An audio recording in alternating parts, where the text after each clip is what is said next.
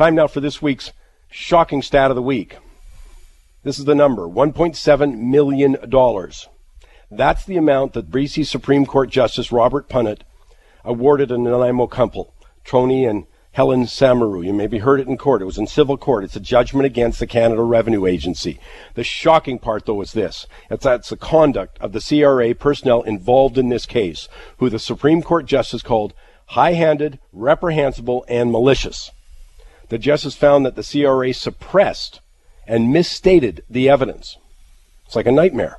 He went on to state in quotes, the manner in which the prosecution was initiated and carried out was egregious, and in the process ruined the reputations and indeed the lives of the couple. It violated fundamental rights and was highly reprehensible. This is the Canada Revenue Agency personnel involved. And here's the part that I've been warning about. This is the part why I think everyone should be paying attention. With the federal Liberals putting more money and power in the hands of the CRA employees, the judge stated this. The case involved the power imbalance of the state over the individual. For a country full of people, full of politicians who can't wait to tell us what's fair, there is nothing fair in your dealing with Canada Revenue Agency. It's inherently unfair. Why? Well, people who have not had the misfortune of being audited don't seem to get this, but it is David versus Goliath. The state has unlimited funds to go after individuals, thanks to you, the taxpayer. And what shocks most Canadians, that in this process, you are deemed to be guilty and must prove your innocence. And proving that innocence is expensive, too expensive for most Canadians, so they settle. Numerous tax lawyers have told me it has little to do with guilt or innocence, and much more to do with financial reality that the government plain has more money. And you keep the process on and can keep the conquest going for years. I mean, look at the Nanaimo couple. That was a 10-year deal. And the CRA still wants more. But the vast majority of Canadians cannot afford this.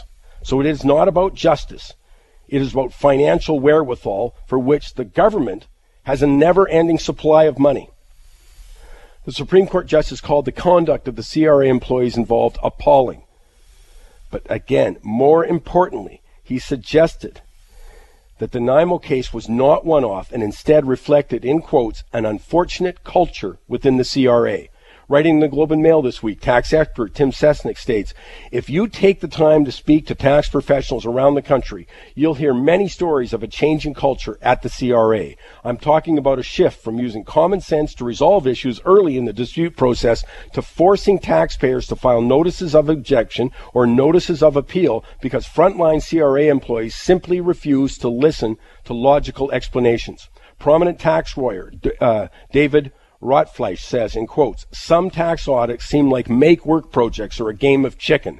If you get audited, you can expect to get put through the wringer by CRA auditors who defy logic and reason, even when presented with clear evidence of no wrongdoing, end of quote. This is what I've been warning about. And it's getting worse. I've talked to lots of tax professionals, and I continually hear the same story. And it should scare the hell out of you. You might be next. Here's the clincher, though. I just talked about a 10-year battle here in court. You know what? After this massive legal review, the CRA is continuing to go after the Nanaimo couple. 10 years. Armed with the same evidence that the Supreme Court so thoroughly discredited. All made possible by your tax dollars. Outrageous. Prime Minister Justin Trudeau, Revenue Minister Lepotillier, excuse the pronunciation, have done nothing. While Tim Sesnick and virtually every other tax professional points out the CRA has become increasingly confrontational to the point of bullying. I can't tell you how many times I've heard that story. That's why I've been bringing it up. Well, it's time for our government, under Mr. Trudeau, under the Revenue Minister, to step up. This is unacceptable. It erodes support for government, undermines Canada as a nation. It's got to end.